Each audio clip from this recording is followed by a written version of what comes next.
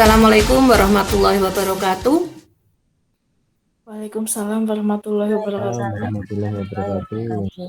Selamat malam Bapak Ibu semua, masih semangat mengikuti materi di malam hari ini?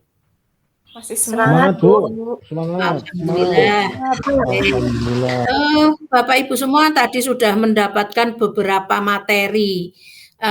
Sekarang menjadi giliran Ibu ini. Di materi ini akan menyampaikan tentang modul ajar. Apakah Bapak Ibu pernah mendengar tentang modul ajar? Jarang, Bu. Pak Alikma? Ya? Iya, Bu, pernah, Bu. Pernah, tapi belum memahami, Bu. Oh ya, tetapi sebenarnya di kurikulum K3 atau kurikulum 13 itu Bapak Ibu pernah mendapatkan materi atau pernah membuat tentang RPP ya? Iya, Bu. Sebenarnya modul ajar ini tidak jauh berbeda dengan RPP.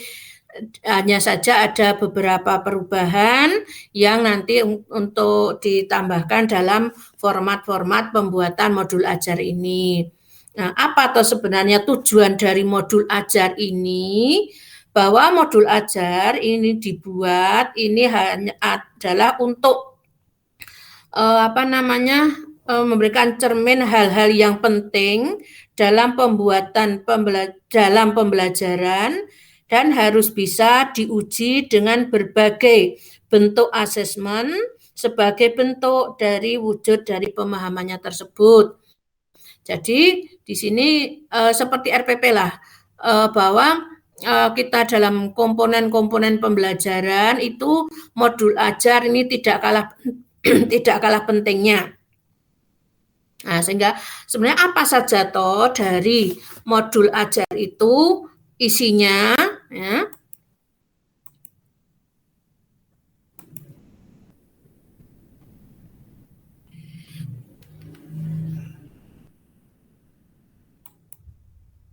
Bahwa modul ajar ya, ini antara lain yang pertama yaitu ada informasi umum. Yang mana informasi umum ini berisi tentang identitas modul ya. Yang mana identitas modul ini berisi tentang nama Bapak Ibu, institusi mana, tahun penyusunan, jenjang sekolah, alokasi waktu. Nah, itu diantaranya yang harus diisikan dalam identitas modul. Kemudian yang kedua itu adalah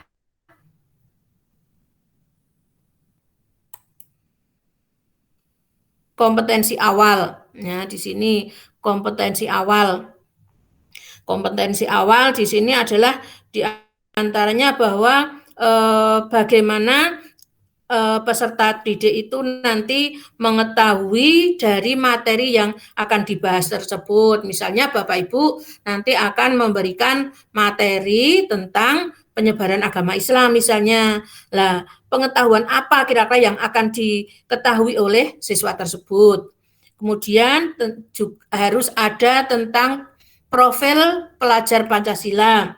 Profil pelajar Pancasila di sini ada harus memuat tentang beriman, bertakwa kepada Tuhan Yang Maha Esa, kemudian kebinekaan global, ada gotong royong, ada mandiri, ada kreatif, bernilai bernalar fiktif dan sebagainya. Yang mana ini Bapak Ibu pada materi yang tadi itu sebenarnya sudah dijelaskan oleh pematerinya. Kemudian yang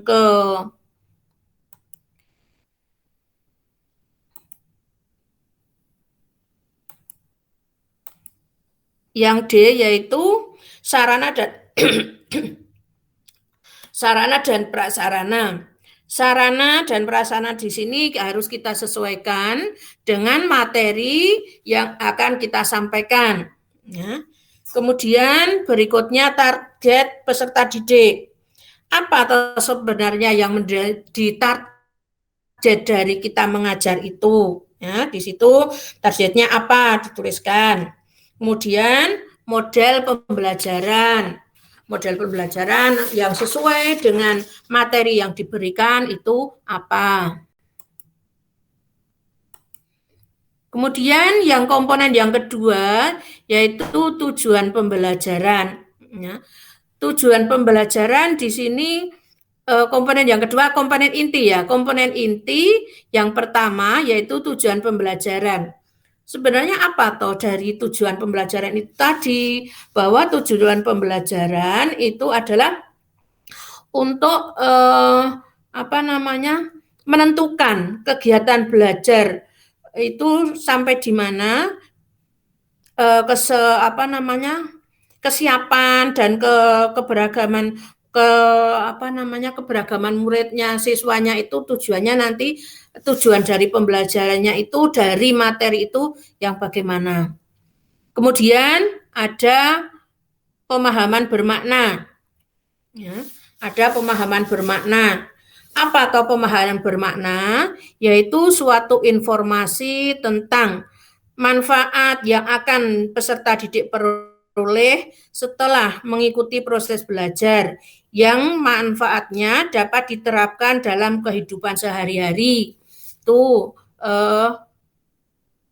pemahaman bermakna.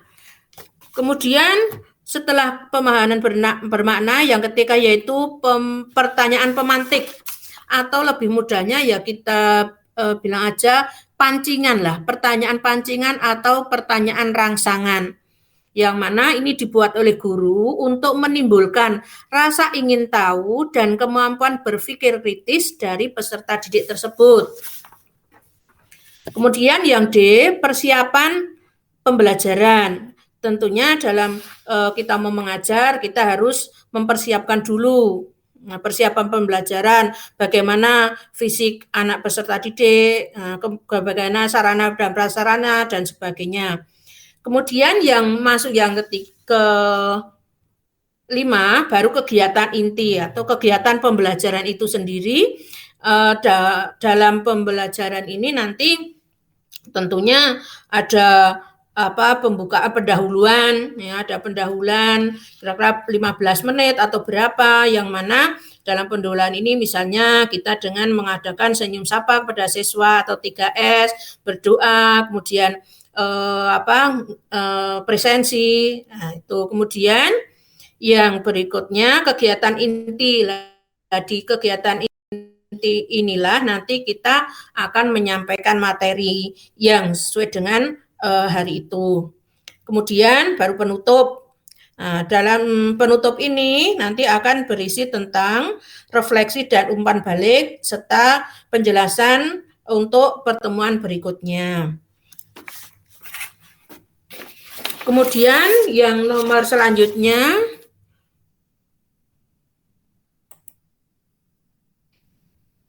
yaitu asesmen atau penilaian. Kalau dulu dalam K13 itu namanya penilaian, tapi dalam SMKPK ini namanya asesmen. Nah, asesmen ini ada asesmen diagnotis, ya, kemudian ada asesmen formatif dan juga asesmen sumatif. Tidak berbeda dengan yang di RPP. Kemudian yang berikutnya yaitu pengayaan dan remedial.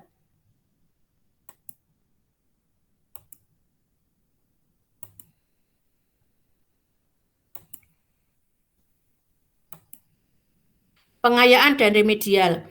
Pengayaan di sini bahwa siswa dengan nilai atau performa di bawah rata-rata kelas maka akan mendapatkan tugas untuk melakukan belajar terbimbing. Nah, dengan meminta kepada siswa agar dengan nilai yang di atas rata-rata kelas, kemudian setelah diperbaiki ini bisa mengirim tugas-tugasnya kembali. Ini supaya nanti dapat memperoleh nilai yang baik.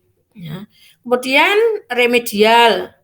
Apa itu remedial? Yaitu siswa dengan nilai atau fenomena di bawah rata-rata kelas, maka akan mendapatkan tugas untuk melakukan belajar terbimbing dengan meminta bantuan kepada siswa yang dengan nilai di atas rata-rata kelas, kemudian peserta didik dan guru.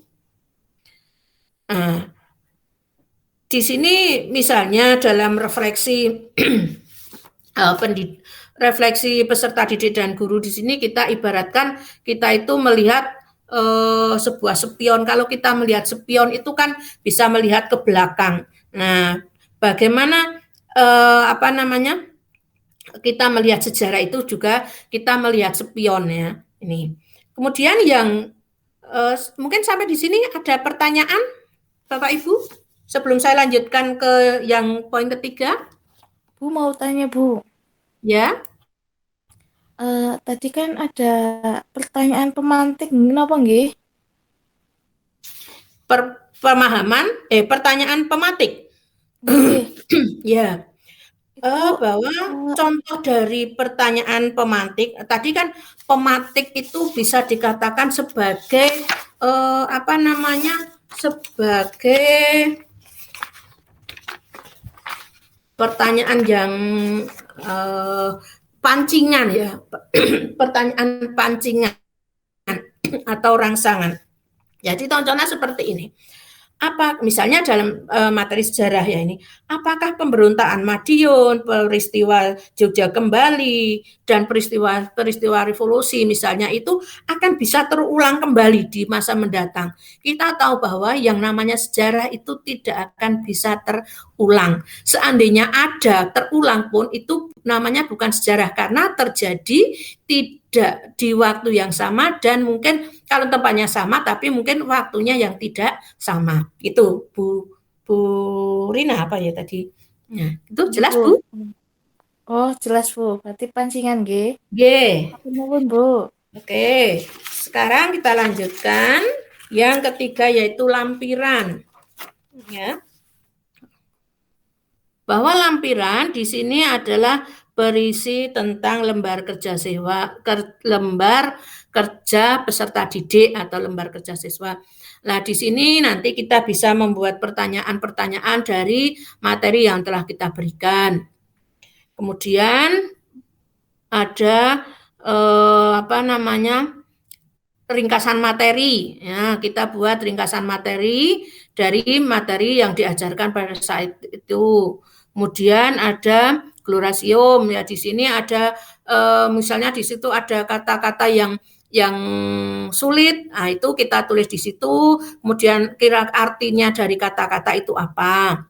Kemudian yang berikutnya yaitu tentang daftar pustaka. Nah, ini tidak kalah pentingnya juga karena di situ daftar pustaka adalah merupakan dari mana toh sebenarnya materi-materi itu dapat kita ambil, dapat kita gunakan untuk pembelajaran saat ini.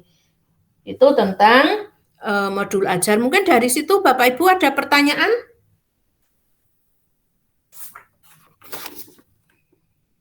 Ada pertanyaan Bapak Ibu? Cukup jelas Bu. Oke, cukup jelas. Oke, kalau cukup jelas untuk selanjutnya nanti silakan Bapak Ibu membuat ini individu ya Bapak Ibu, silakan untuk membuat modul ajar. Ya, karena ini sangat penting sekali nanti Bapak Ibu dalam pembelajaran di kelas itu harus menggunakan modul ajar seperti RPP yang dulu. Tapi sekarang untuk di SMKPK ini namanya modul ajar. Nah, sehingga nanti silakan tugas mandiri itu bisa Ibu kirimkan lewat email saya, di situ bisa nanti. Ya. Kemudian Bapak Ibu bagaimana tuh kesimpulannya tadi dari modul ajar? Dapat saya simpulkan bahwa modul ajar ini adalah merupakan komponen yang paling penting dalam kegiatan pembelajaran karena intinya atau bisa dikatakan ini sebagai roh dari komponen-komponen pembelajaran. Itu sebagai kesimpulannya. Oke, kalau tidak ada yang bertanya, ada nggak Bapak Ibu yang mau bertanya? Boten nih Bu, cukup Bu. Oke, kalau tidak, terima kasih. Nanti silahkan saya tunggu dari pekerjaan atau tugas Bapak Ibu yang telah saya berikan tadi. Mudah-mudahan apa yang saya sampaikan ini bisa bermanfaat bagi Bapak Ibu semua. dan bisa diterapkan dalam pembelajaran Bapak Ibu nanti di sekolah masing-masing. Semoga bermanfaat dan terima kasih. Mungkin banyak salah dalam menyampaikan, saya minta maaf dan sekali lagi semoga ada manfaatnya. Marilah acara materi ini kita tutup dengan membaca doa. Kita mulai berdoa mulai. Cukup. Terima kasih. Saya akhiri. Wallahu muwaffiq ila aqwamit thoriq. Assalamualaikum warahmatullahi wabarakatuh. Waalaikumsalam warahmatullahi wabarakatuh.